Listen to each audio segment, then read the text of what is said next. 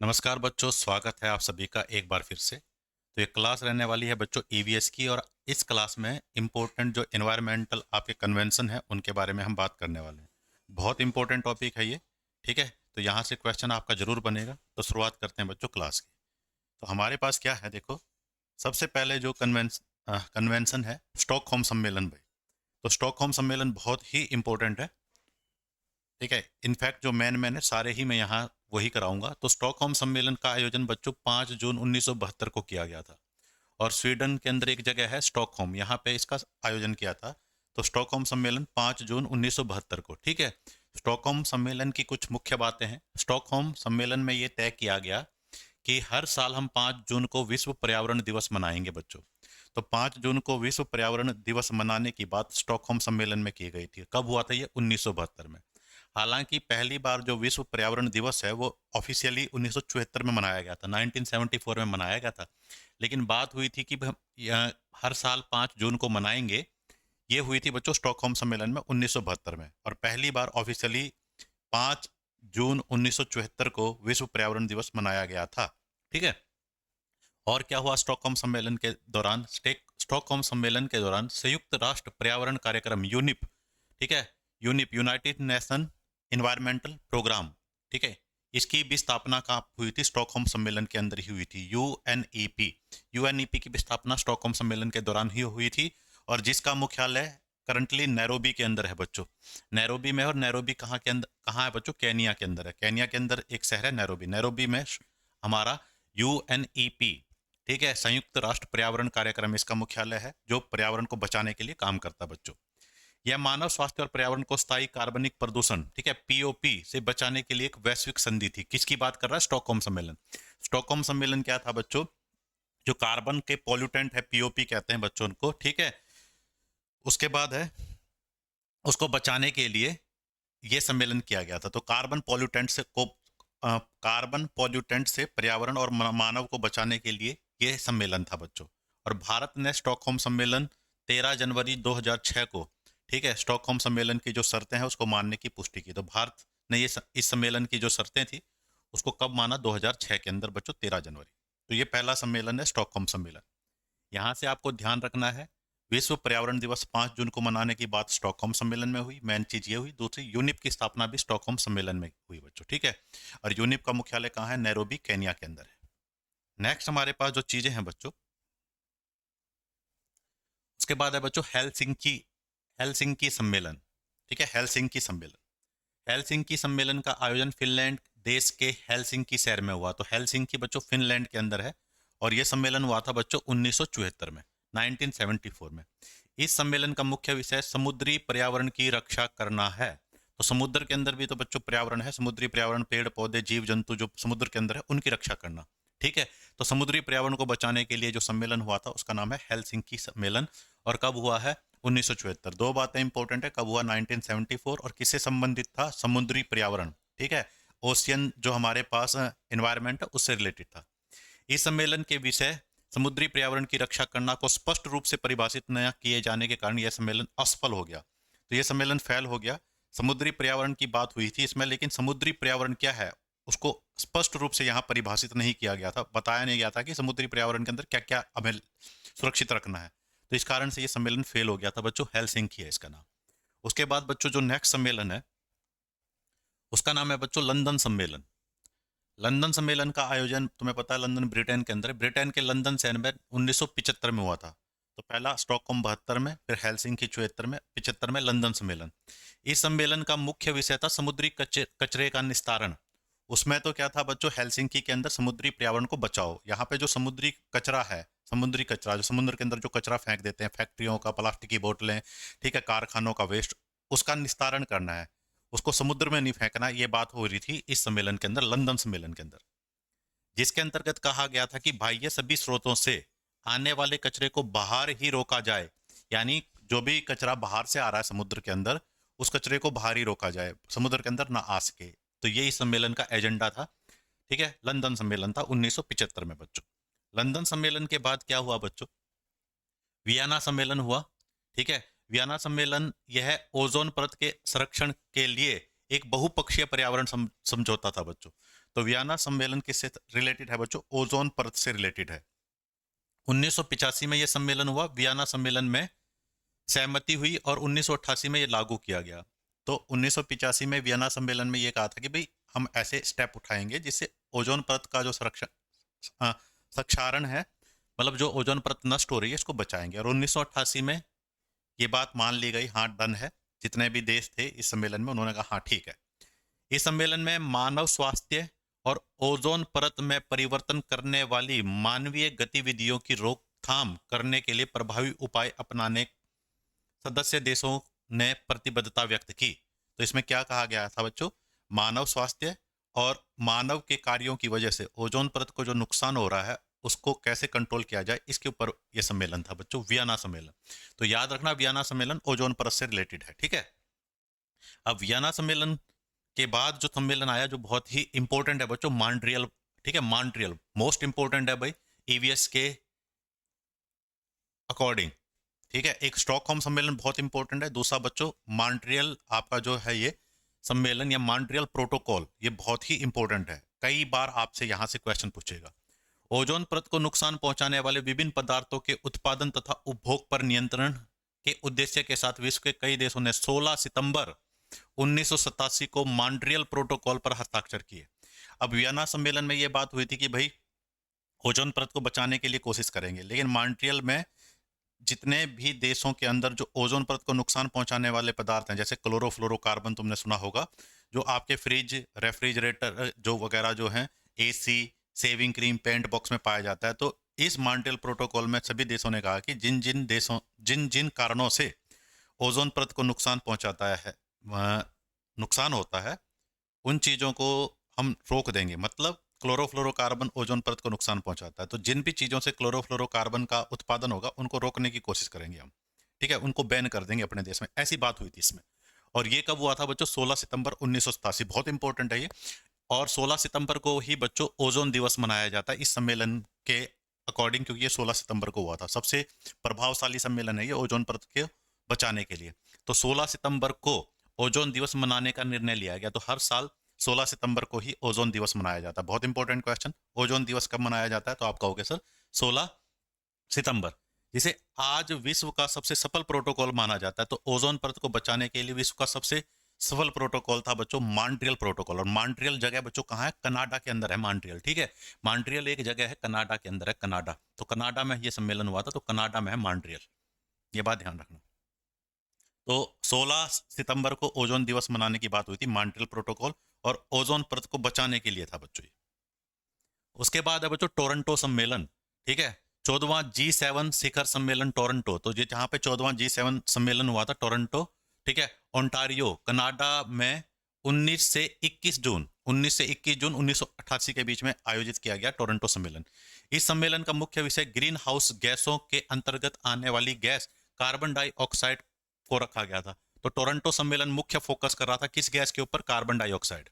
Carbon dioxide gas की वजह से क्या हो रहा है बच्चों? ग्लोबल वार्मिंग हो रही है, यानी गर्मी बढ़ रही है। तो इस गैस को कंट्रोल करने के लिए यह सम्मेलन किया गया था, टोरंटो सम्मेलन। तो टोरंटो सम्मेलन किससे रिलेटेड है? कार्बन डाइऑक्साइड, ठीक है, टोरंटो के अंदर ये हुआ था। तो एक बार जस्ट पढ़ लेना ये। उसके बाद है बच्चों रियो सम्मेलन, पृथ्वी सम्मेलन, बहुत इंपॉर्टेंट है रियो सम्मेलन भी, इसे पृथ्वी सम्मेलन भी कहा जाता है बच्चों। तो ब्राजील की जो राजधानी है रियो डी जेनेरियो, वहां पे ये सम्मेलन आयोजित किया गया था। यह सम्मेलन ब्राजील की राजधानी रियो डी जेनेरियो में 3 जून 1992 से 14 जून 1992, 3 जून से 14 जून तक ये सम्मेलन आयोजित किया गया था। और 182 देशों ने इस सम्मेलन में भाग लिया था बच्चों, ठीक है। रियो सम्मेलन, पृथ्वी सम्मेलन, ठीक है। पर्यावरण एवं विकास पर संयुक्त राष्ट्र द्वारा आयोजित इस शिखर सम्मेलन को ही पृथ्वी सम्मेलन या रियो सम्मेलन भी कहा जाता है। तो पृथ्वी सम्मेलन भी कहा जाता है इसे, और रियो सम्मेलन भी कहा जाता है। इस सम्मेलन का मुख्य विषय 21वीं सदी के लिए पर्यावरण के महत्वपूर्ण नियमों का एक दस्तावेज तैयार करना था, जिसे एजेंडा 21 कहा जाता है।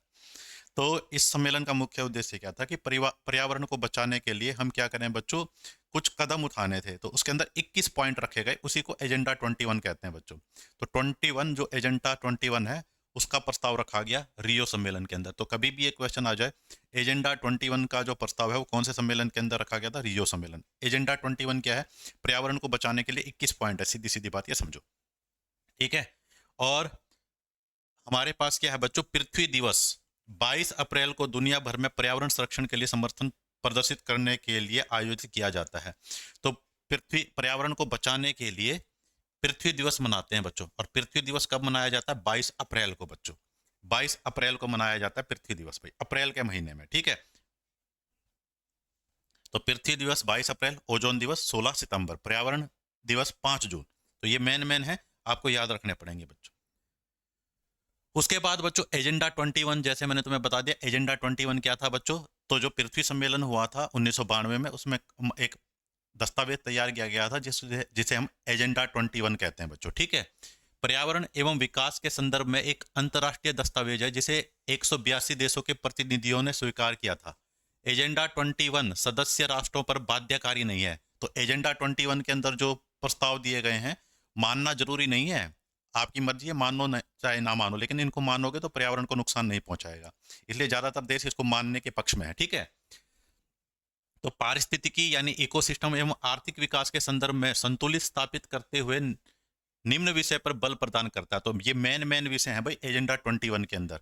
गरीबी से कैसे निपटा जाए, उपभोग का ढंग, कैसे हम प्राकृतिक संसाधनों को यूज कर रहे हैं। उपभोग का ढंग का मतलब ये है स्वास्थ्य से रिलेटेड, मानवीय व्यवस्थापना, ठीक है, वित्तीय संसाधन और प्रौद्योगिकी यानी टेक्नोलॉजी उपकरण, ठीक है। तो इनको पर्यावरण पर इनके प्रभाव को कम करने के लिए क्या क्या किया जाए, इस ये एजेंडा 21 के अंदर लिखा गया।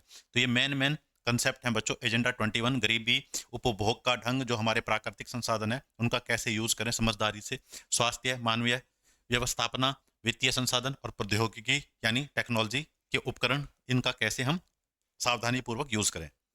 एजेंडा 21 में निहित घोषणाओं के अनुपालन हेतु 1993 में एक आयोग का गठन किया गया था। तो एजेंडा 21 में जो कंसेप्ट दिए गए हैं कि भाई क्या क्या करना चाहिए पर्यावरण को बचाने के लिए, देश उनका पालन करे, इसके लिए एक आयोग का गठन किया गया था 1993 में, ठीक है। जिसे बच्चों हम सतत विकास, जिसे हम क्या कहते हैं बच्चों? सतत विकास आयोग कहते हैं, ठीक है। तो सतत विकास की भी बारे में हम बात करेंगे। सस्टेनियल डेवलपमेंट जिसे कहते हैं हम। सतत विकास का क्या मतलब होता है कि हम ऐसे विकास करें कि जो प्राकृतिक संसाधन है उनको हम कम से कम नुकसान पहुंचाए ताकि अगली पीढ़ी उनका यूज कर सके, इसको सतत विकास कहते हैं, ठीक है। तो एजेंडा 21 को सफल बनाने के लिए कौन से आयोग की स्थापना की गई बच्चों? सतत विकास पर आयोग कहा गया। इस आयोग को कब स्थापित किया गया? 1993 में। तो पृथ्वी सम्मेलन में बात की गई एजेंडा 21, एजेंडा 21 की बात सामने रखी गई पृथ्वी सम्मेलन के अंदर, ठीक है। एजेंडा 21 में क्या है बच्चों? अलग अलग बातें दी गई हैं जिनसे हम पर्यावरण को बचा सकते हैं। अब आ जाओ भाई न्यूयॉर्क सम्मेलन, ठीक है, जस्ट पढ़ लो एक बार। इस सम्मेलन का आयोजन अमेरिका के वाशिंगटन राज्य में न्यूयॉर्क शहर में 1997 में किया गया। इस सम्मेलन का मुख्य उद्देश्य था एजेंडा 21 को प्रभावी बनाना। तो ये भी एजेंडा 21 पे हमने पॉइंट तो दे दिए, लेकिन उसको प्रभावी तरीके से कैसे लागू किया जाए, ये मुख्य विषय था न्यूयॉर्क सम्मेलन का 1997 में ये हुआ था बच्चों। उसके बाद है बच्चों नैरोबी घोषणा पत्र। इस सम्मेलन का आयोजन केनिया देश के नैरोबी शहर में 1997 में हुआ। नैरोबी अभी हमने पढ़ा था, यूनिप का जो मुख्यालय वो नैरोबी में है। तो नैरोबी घोषणा पत्र 1997 में आया था। नैरोबी घोषणा पत्र अभी तक हुए सभी अंतर्राष्ट्रीय संधियों को प्रभावी बनाने के लिए। तो 1997 में नैरोबी घोषणा पत्र आया था, और इससे पहले जितनी भी अंतर्राष्ट्रीय संधि हुई थी पर्यावरण को बचाने के लिए, उनको प्रभावी ढंग से लागू करने की बात इसमें हुई थी बच्चों, नैरोबी घोषणा पत्र में, ठीक है। तो सभी भी पर्यावरण से रिलेटेड जितनी भी संधियां हैं, कन्वेंशन है, उनको कैसे प्रभावी ढंग से लागू किया जाए, इसके ऊपर चर्चा की गई थी नैरोबी घोषणा पत्र के अंदर। उसके बाद है बच्चों क्योटो प्रोटोकॉल। फिर से भाई मोस्ट इंपोर्टेंट, इससे क्वेश्चन पूछा जाता है, most important. Kyoto protocol, Montreal protocol, Stockholm सम्मेलन, पृथ्वी सम्मेलन, ये चार बहुत इंपॉर्टेंट है ईवीएस के रेफरेंस में, ठीक है। अगर आप सारे नहीं भी याद करना चाहते तो इन चारों पे जरूर ध्यान दीजिए आप। क्योटो प्रोटोकॉल, क्योटो बच्चों एक जगह है जापान के अंदर। क्योटो प्रोटोकॉल एक अंतर्राष्ट्रीय संधि है जिसे ग्लोबल वार्मिंग द्वारा हो रहे जलवायु परिवर्तन को रोकने के लिए किया गया था बच्चों। तो क्योटो प्रोटोकॉल है बच्चों ग्लोबल वार्मिंग से रिलेटेड, और मॉन्ट्रियल प्रोटोकॉल ओजोन परत से रिलेटेड है।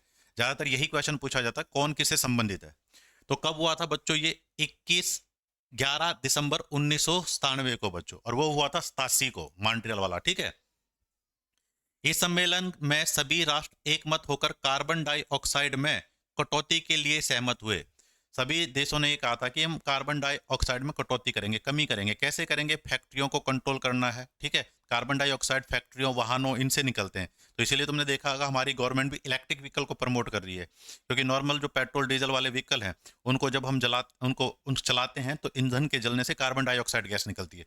कार्बन डाइऑक्साइड गैस जितनी बढ़ेगी पर्यावरण के अंदर उतनी गर्मी बढ़ेगी, ठीक है। इसकी पहली प्रतिबद्धता अवधि 2008 से 2012 तक थी। तो पहले ये कहा गया था भाई 2008 और 2012 के बीच में, 2012 तक सारे देश इसके नियमों का अपने अपने देश में लागू कर दें। जो नहीं कर पाए फिर उन्हें दोबारा टाइम दिया गया। इसे कहते हैं दूसरी प्रतिबद्धता अवधि। 2012 से, ठीक है, 2012 तक केवल 65 देशों ने ही बच्चों जो क्योटो प्रोटोकॉल के अंदर शर्तें थी अपने अपने देश में लागू की थी बच्चों। और दूसरी प्रतिबद्धता अवधि थी 2013 से 2020 तक।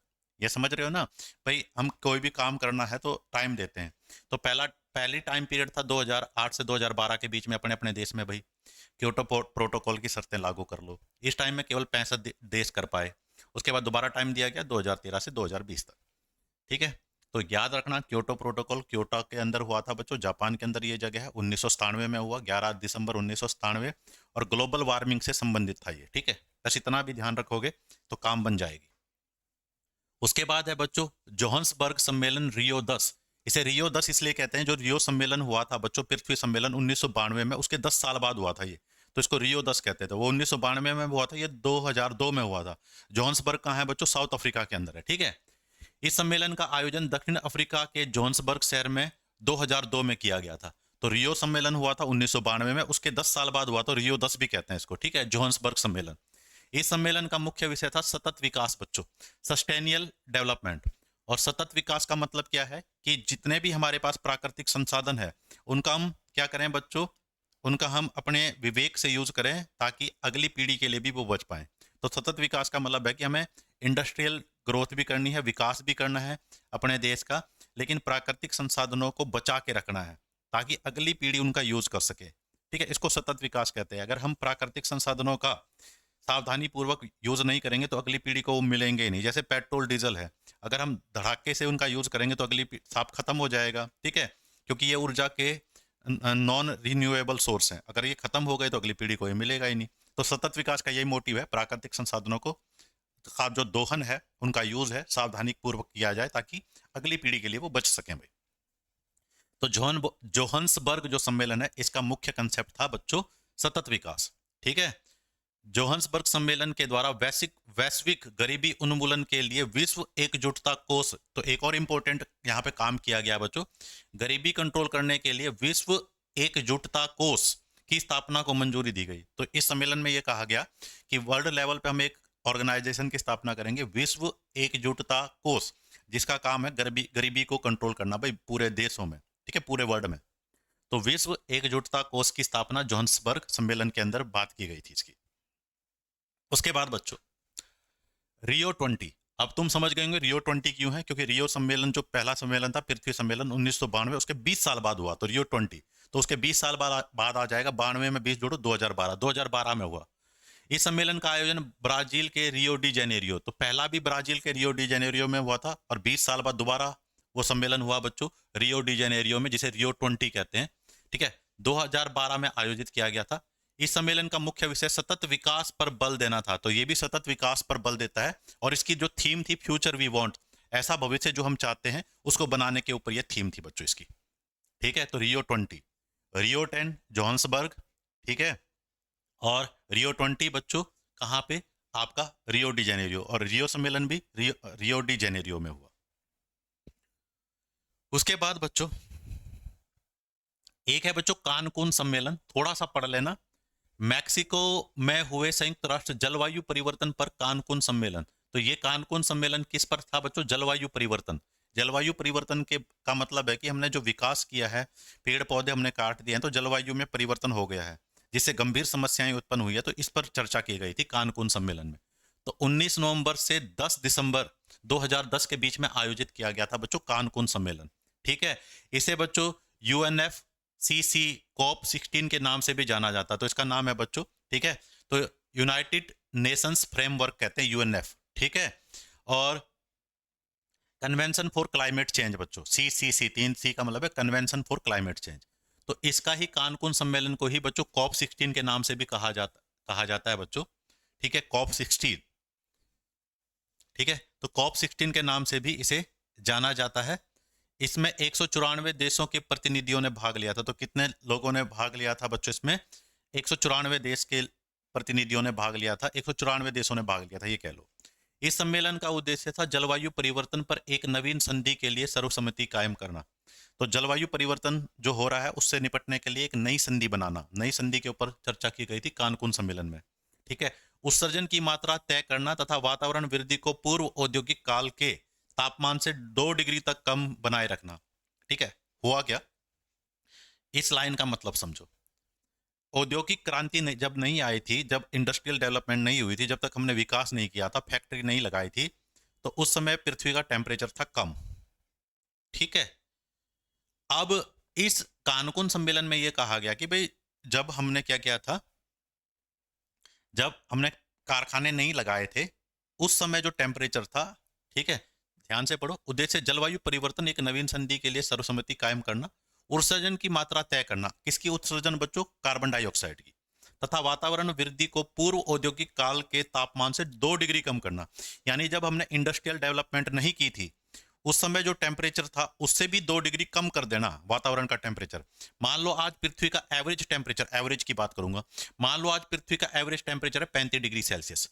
जब हमने कारखाने नहीं लगाए थे, जब डेवलपमेंट नहीं हुई थी, उद्योग धंधे नहीं लगाए थे, उस समय टेम्परेचर था 30 डिग्री सेल्सियस। तो उस समय जो टेम्परेचर था पृथ्वी का टेम्परेचर, उससे भी 2 कम कर देना। ये इसका मुख्य उद्देश्य था, किसका? कानकुन सम्मेलन का। ठीक है, समझे इस लाइन का मतलब? उसके बाद है भाई पेरिस समझौता, पेरिस एग्रीमेंट। पेरिस समझौता 2015 में हुआ था, एक वैश्विक जलवायु समझौता। ये भी जलवायु परिवर्तन से रिलेटेड है बच्चों, जिसका उद्देश्य था वैश्विक तापमान वृद्धि को पूर्व औद्योगिक काल के स्तर से 2 डिग्री कम करना। तो कानकुन सम्मेलन के बाद ये पेरिस समझौता हुआ था और दोनों का उद्देश्य यही था बच्चों। ठीक है, और ये जो पेरिस समझौता हुआ था 2015 में, लेकिन इसकी शर्तें लागू की गई थी 2016 में। तो ये मेन बच्चों हमारे पास समझौते हो गए। एक और समझौता है, उसके बाद हम कुछ ऑर्गेनाइजेशन पढ़ेंगे बच्चों। ठीक है, तो समझौते तो सारे हो गए, तो अब कुछ ऑर्गेनाइजेशन पढ़ो। प्रमुख अंतर्राष्ट्रीय पर्यावरण संबंधित संस्थाएं। तो इंटरनेशनल लेवल पे जो कार्य कर रही हैं बच्चों ऑर्गेनाइजेशन, जो पर्यावरण को बचाने के लिए काम करते हैं, उनके बारे में पढ़ने वाले हैं। तो सबसे पहले है बच्चों UNFCCC। ठीक है, तो मैंने क्या कहा था? यूनाइटेड नेशन फ्रेमवर्क फॉर, ठीक है, United nation framework convention on climate change. C for convention, C for climate, C for change. Hindi में क्या कहेंगे? जलवायु परिवर्तन पर संयुक्त राष्ट्र संघ फ्रेमवर्क कन्वेंशन। तो ये एक संस्था है बच्चों। ठीक है, UNFCCC की स्थापना 1992 में हुई थी। अब याद करो 1992 में क्या हुआ था? पृथ्वी सम्मेलन, रियो सम्मेलन। तो रियो सम्मेलन के अंदर UNFCCC की स्थापना हुई थी बच्चों।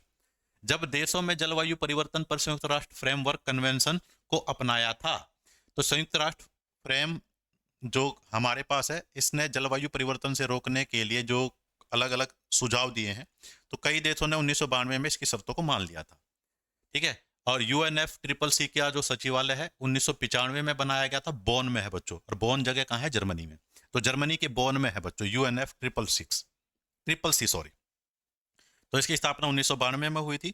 और जलवायु परिवर्तन की वजह से जो समस्याएं आई हैं उनको कैसे निपटा जाए उसके बारे में है ये। ठीक है, और इसका मुख्यालय बोन जर्मनी में है। और इसका जो ये जर्मनी में इसका मुख्यालय ना बोन के अंदर, तो ये सचिवालय जो है, इसका मुख्यालय जो है, ये क्या करता है? क्योटो प्रोटोकॉल और पेरिस समझौते के कार्यान्वयन को आगे बढ़ाने का काम करता है। यानी क्योटो प्रोटोकॉल के अंदर और पेरिस समझौते के अंदर जो शर्तें दी गई हैं उसको आगे बढ़ाने की कोशिश करता है। ये इंश्योर करता है कि देश इनकी शर्तों को माने। ठीक है, क्योटो प्रोटोकॉल किससे रिलेटेड है बच्चों? ग्लोबल वार्मिंग से बचाने के लिए। और पेरिस समझौता किससे रिलेटेड है बच्चों? जलवायु परिवर्तन। ठीक है, तो इनकी शर्तों को देश मानने हैं, ये इसका काम है। ये सचिवालय के अंदर जब भी मीटिंग होती है तो इसके ऊपर चर्चा की जाती है। सचिवालय प्रत्येक 2 से 4 वार्ता सत्रों का आयोजन और समर्थन करता है। यानी एक साल में 2 से 4 इनकी जो बैठकें हों, ये सचिवालय का काम है कि कब होनी है, ये सब डिसाइड करता है। ठीक है, तो इतनी डिटेल में जाने की जरूरत नहीं है, बस ये याद रखो। एक तो इसकी फुल फॉर्म याद रखो, कब स्थापना हुई, मुख्यालय कहाँ है, जो आपसे पूछा जाएगा। उसके बाद है बच्चों convention on biological diversity, CBD कहते हैं इसको, सीबीडी, ठीक है, जैव विविधता पर अधि समय, कन्वेंशन ऑफ बायोडाइवर्सिटी। तो बायोडाइवर्सिटी को बचाने के लिए ये कन्वेंशन किया गया। तो 1992 में रियो डी जेनेरियो में आयोजित पृथ्वी सम्मेलन के दौरान अंगीकृत प्रमुख समझौते में से एक है। तो ये इसकी भी स्थापना, इसकी भी शुरुआत बच्चों सीबीडी की जो है, ये भी शुरुआत भी 1992 में हुई थी। सीबीडी पहला वैश्विक समझौता है जिसमें जैव विविधता से संबंधित सभी पहलुओं को शामिल किया गया है। तो जितनी भी बायोडाइवर्सिटी से रिलेटेड जितनी भी चीजें हैं सब इसमें डिस्कस की गई हैं, ठीक है, सीबीडी के अंदर। तो सीबीडी का काम क्या है? जैव विविधता के लिए कार्य करना। जैव विविधता का मतलब है किसी जगह पे अलग अलग प्रकार के जीव जंतुओं की जो प्रजातियां हैं, पेड़ पौधों की जो प्रजातियां, उनको कैसे बचाए रखना है, ये इसका काम है, ठीक है। सीबीडी के पक्ष में 192 देश शामिल थे। तो सीबीडी के अंदर जो शर्तें दी गई है, 192 देशों ने कहा हाँ सही है, ठीक है, जिनमें से 188 देशों ने हस्ताक्षर किए। तो 192 देश इसके पक्ष में थे कि जो भी शर्तें दी गई हैं सीबीडी में उन्हें मान लेंगे, लेकिन जब साइन करने की बात आई, भी साइन करके बताओ हाँ तुम राजी हो, तो 165 ने साइन कर दिए। भारत भी बच्चों सीबीडी की शर्तों को मानने के पक्ष में था, ठीक है, तो भारत भी मानता था।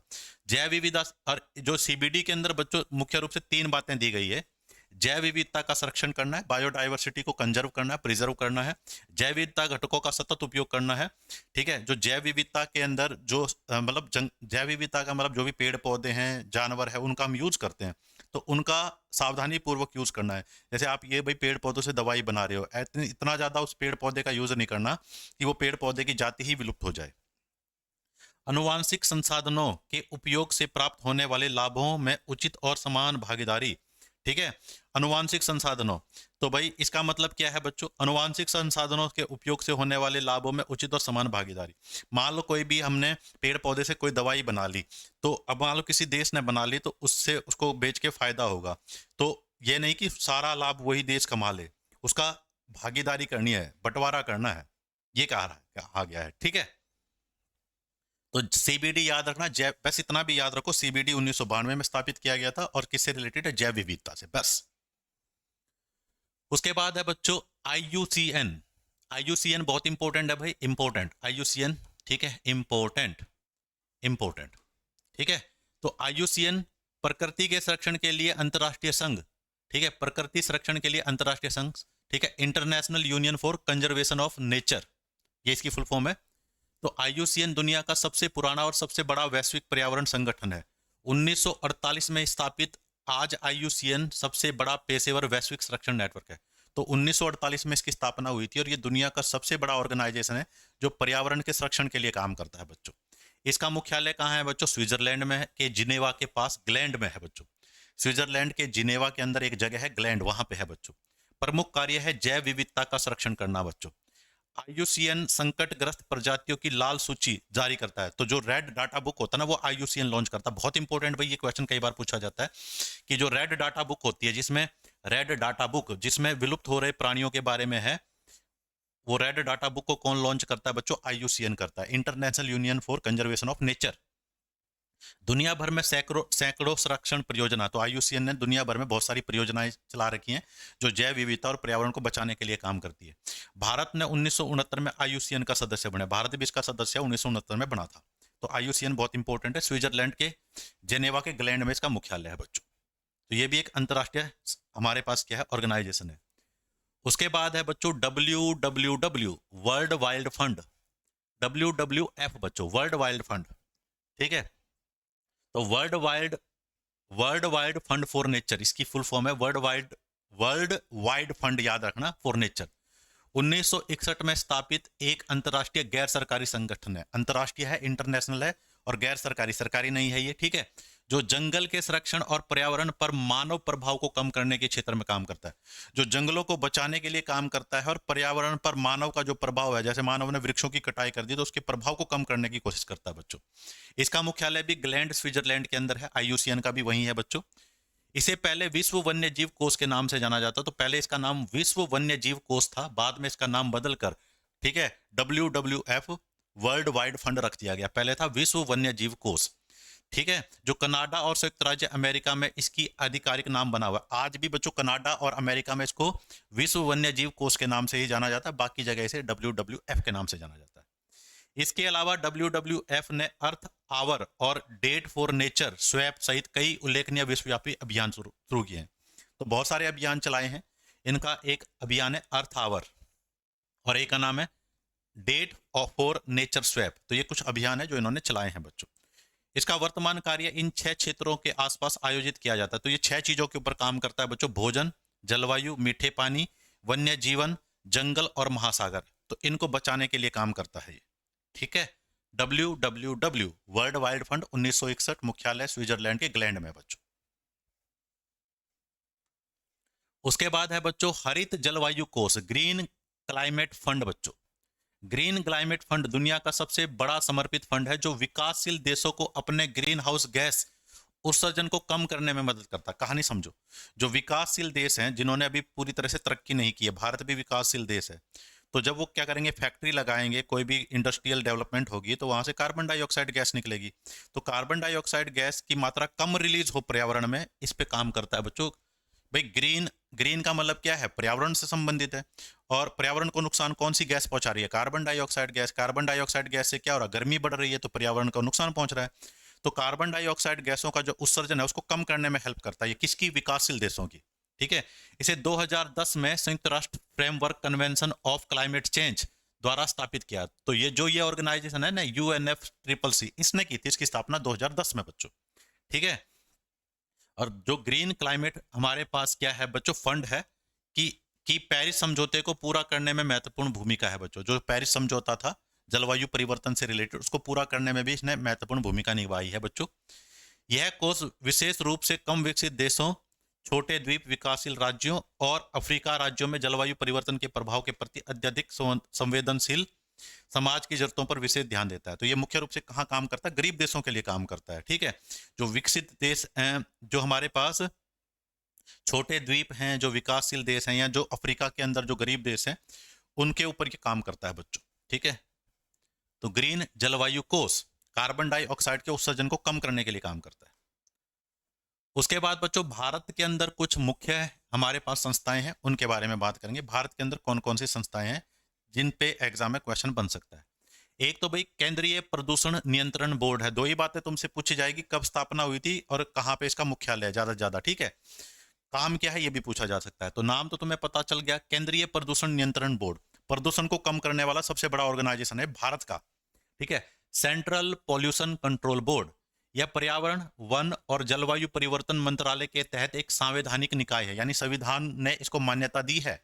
ठीक है। इसकी जो गठन किया गया है संविधान के अनुसार किया गया है। इसकी स्थापना 1974 में जल प्रदूषण निवारण और नियंत्रण अधिनियम 1974 के तहत की गई थी। 1974 में इसकी स्थापना की गई थी। और किसके तहत की गई थी, जल प्रदूषण निवारण अधिनियम के तहत इसकी स्थापना की गई थी। इसका मुख्यालय कहाँ है बच्चों, नई दिल्ली। तो दो ही बात याद रखनी है, 1974 में स्थापना हुई थी, मुख्यालय नई दिल्ली में है, और यह प्रदूषण नियंत्रण के क्षेत्र में देश का सर्वोच्च संगठन है। तो प्रदूषण को कंट्रोल करना इसका काम है। डन है ये बात। आगे चलो भाई। नेक्स्ट जो भारत के अंदर है बच्चों, राष्ट्रीय जैव विविधता प्राधिकरण, national biodiversity authority. National biodiversity authority, ये इंडिया की बात कर रहा हूं मैं अब। ठीक है। यह 2003 में भारत के जैविक विविधता अधिनियम 2002 को लागू करने के लिए स्थापित किया गया। कहानी समझो, भारत ने जैव विविधता अधिनियम 2002 में लागू किया था। ठीक है। जैव विविधता अधिनियम क्या है कि भारत के अंदर हम जो बायोडाइवर्सिटी है उसको बचाने की कोशिश करेंगे। तो जैव विविधता अधिनियम 2002 में लागू किया गया। इसकी शर्तों को मनाने के लिए यह ऑर्गेनाइजेशन बनाया गया। इस संस्था का काम क्या है, राष्ट्रीय जैव विविधता प्राधिकरण का 2002 में जो जैव विविधता अधिनियम है उसकी शर्तों को मनाने के लिए काम करना बच्चों। तो इसकी स्थापना हुई थी 2003 में, और जैव विविधता अधिनियम क्या आया था, 2002। तो 2002 का जैव विविधता अधिनियम जो है उसकी शर्तों को लागू करने के लिए ये ऑर्गेनाइजेशन बनाया गया था। ठीक है। तो national biodiversity authority, NBA, national biodiversity authority, one और जलवायु परिवर्तन मंत्रालय भारत सरकार के तहत एक संवैधानिक और स्वायत्त निकाय है। तो भारत सरकार द्वारा ये बनाया गया, ये अपनी मर्जी से काम करेगा, स्वायत्त, किसी का दबाव नहीं है इस पे। और इसका मुख्यालय क्या है बच्चों, चेन्नई में है बच्चों। ठीक है। उद्देश्य बायोडाइवर्सिटी को बचाए रखना इसका मुख्य उद्देश्य है। जैविक संसाधनों पर आधारित शोध पर NBA की पूर्व स्वीकृति आवश्यक है। तो कोई भी संसाधन है, अगर कोई व्यक्ति या संस्था उसके ऊपर शोध करना चाहती है तो इस ऑर्गेनाइजेशन की से पहले परमिशन लेनी पड़ेगी। ठीक है। मैं कोई मान लो गाय पे शोध करना चाहता है या किसी पेड़ पे शोध करना चाहता है, तो पहले इसके परमिशन लेगा वो। एनबीए लाभ साझा करने की शर्तों को लागू करेगा। भाई लाभ साझा करना समझ गए ना, प्रॉफिट डिस्ट्रीब्यूट करना है, ठीक है। ऐसे ज्ञान के पंजीकरण जैसे उपयोगों के माध्यम में जैव विविधता से संबंधित स्थानीय लोगों के ज्ञान की सुरक्षा सुनिश्चित करना है बच्चों, ठीक है। तो जो जैव विविधता है उसके बारे में जागरूक करना और उससे जो भी नॉलेज है स्थानीय लोगों को देना, ये सारी काम ही करता है बच्चों। तो ये पढ़ लेना। नेक्स्ट है राष्ट्रीय गंगा नदी बेसिन प्राधिकरण। तो ये प्राधिकरण बनाया गया था बच्चों गंगा नदी को साफ करने के लिए, हालांकि बाद में इसका नाम बदल दिया गया था, national Ganga river basin authority, ठीक है। तो शॉर्ट में कहते हैं NGRBA, नेशनल, ठीक है, गंगा रिवर बेसिन अथॉरिटी का गठन फरवरी 2009 में किया गया था बच्चों, ठीक है। और 1986 के तहत जो 1986 का जो अधिनियम है उसके तहत इसकी स्थापना की गई थी बच्चों। और ये जो योजना है केंद्र और राज्य सरकार दोनों की मिली जुली योजना थी, यानी ये जो समवर्ती सूची कहते हो ना तुम, उसका विषय था। इसका उद्देश्य क्या था बच्चों? व्यापक योजना और प्रबंधन के लिए नदी बेसिन दृष्टिकोण अपनाकर गंगा नदी के प्रदूषण और संरक्षण को प्रभावी रूप से सुनिश्चित करना, गंगा नदी के प्रदूषण को रोकना और उसका संरक्षण करना, यानी सफाई करना गंगा नदी का, सीधी सीधी बात यह है। और बाद में NGRBA, national Ganga river basin authority को समाप्त कर दिया गया और इसका नाम रख दिया गया नेशनल गंगा काउंसिल। तो इसका नाम बदलकर 2016 में नेशनल गंगा काउंसिल रख दिया गया, ठीक है। पहले इसका नाम क्या था? National Ganga river basin authority. कब लागू किया गया था? फरवरी 2009 में। काम था गंगा की सफाई करना। बाद में 2016 में इसका नाम बदल दिया गया, नेशनल गंगा काउंसिल रख दिया गया बच्चों, ठीक है। उसके बाद बच्चों लास्ट चीज हम जो पढ़ने वाले हैं, कुछ जगह है उनके मुख्यालय कहाँ कहाँ पे है, तो तुम अगर इसका स्क्रीनशॉट लेना चाहते हैं तो ले लो। इनमें से कुछ बहुत इंपॉर्टेंट है भाई, यहां से क्वेश्चन पूछे जाते हैं। भारतीय प्राणी विज्ञान सर्वेक्षण केंद्र कोलकाता, कई बार पूछा जाता है बच्चे, कोलकाता में इसका मुख्यालय है, ठीक है, कोलकाता में इसका मुख्यालय है। पहला ये इंपॉर्टेंट है भाई। इंडियन फॉरेस्ट कॉलेज है देहरादून में, इंडियन फॉरेस्ट कॉलेज है देहरादून में बच्चों। भारतीय वन्य सर्वेक्षण केंद्र, ये भी बहुत इंपॉर्टेंट है, भारतीय वन्य सर्वेक्षण केंद्र, ये भी देहरादून के अंदर है बच्चों, ठीक है। भारतीय प्राणी विज्ञान सर्वेक्षण केंद्र, प्राणी विज्ञान, ठीक है, प्राणियों का जो सर्वेक्षण केंद्र है कलकत्ता के अंदर, वन का सर्वेक्षण केंद्र देहरादून के अंदर है। प्राणी का कलकत्ता, ठीक है, और वन का देहरादून के अंदर बच्चों। इंडियन फॉरेस्ट रेंजर कॉलेज भी देहरादून के अंदर है बच्चों। भारतीय वन्य अनुसंधान संस्थान, ठीक है, ये भी देहरादून के अंदर। जो मैं ये बॉक्स में लिख रहा हूं ना, ये इंपॉर्टेंट है भाई, तो ये दूसरा इंपॉर्टेंट है, ये तीसरा इंपॉर्टेंट है। भारतीय वन्य जीव संस्थान, ये भी देहरादून के अंदर है बच्चों। भारतीय वन्य जीव संस्थान भी देहरादून के अंदर है बच्चों। भारतीय वनस्पति उद्यान, ये कोलकाता के अंदर है बच्चों। सलीम अली पक्षी विज्ञान तथा प्राकृतिक इतिहास केंद्र, ये कई बार एग्जाम में पूछा जाता है, कोयम्बटूर में है बच्चों। सलीम अली तुम्हें पता है ना, जो पक्षी के लिए काम करते थे, इनके ऊपर एक मूवी भी बनाई गई है, रोबोट। प्राकृतिक इतिहास का राष्ट्रीय संग्रहालय नई दिल्ली में है। केंद्रीय पक्षी शोध संस्थान, ठीक है, इज्जत नगर बरेली के अंदर है। भारत का सबसे विशाल संग्रहालय चेन्नई के अंदर है। भारत का सबसे विशाल मछली घर मुंबई के अंदर है। भारत का सबसे विशाल चिड़ियाघर अलीपुर कोलकाता के अंदर है। और भारत का सबसे विशाल पक्षी उद्यान भरतपुर के अंदर है। ये वाला भी इंपॉर्टेंट है, लास्ट वाला भी। तो ये कुछ इंपॉर्टेंट ऑर्गेनाइजेशन है बच्चों, और उनका मुख्यालय कहाँ पर है। तो ये आज की क्लास बच्चों यहीं पे खत्म होगी, और बहुत ही इंपॉर्टेंट है, यहाँ से क्वेश्चन आपको 100% मिलेगा। एक दो क्वेश्चन जरूर आएंगे ईवीएस में यहाँ से, ठीक है। तो आपको बहुत अच्छी तरह से ये करना है। मिलते हैं बच्चों नेक्स्ट क्लास में। इसके अगर आपको नोट्स चाहिए हो तो मैं इस वीडियो के नीचे एक आपको टेलीग्राम का लिंक दूंगा, उसको आप ज्वाइन कर लेना, वहाँ पे आपको ये PDF मिल जाएगी, इसको पढ़ लेना, ठीक है। तो मिलते हैं बच्चों नेक्स्ट क्लास में, तब तक के लिए जय हिंद जय भारत।